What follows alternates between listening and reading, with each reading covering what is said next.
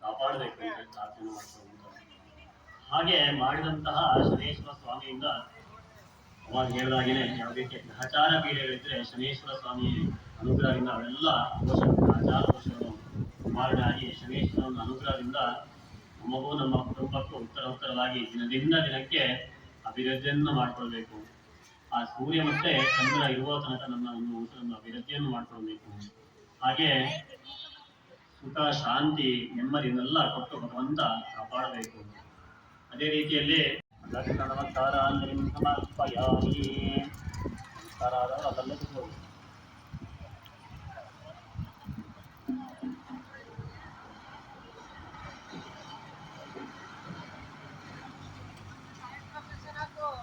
ಯಾರು ಮಾತಾಡಬಾರ್ದು. ಭಕ್ತಿಯಿಂದ ಪೂಜೆಯಲ್ಲಿ ಮಾಡ್ತಾ ಇದ್ದಾರಲ್ವಾ, ಅದಕ್ಕೋಸ್ಕರ ಯಾರು ಮಾತಾಡಬಾರ್ದು ದಯವಿಟ್ಟು.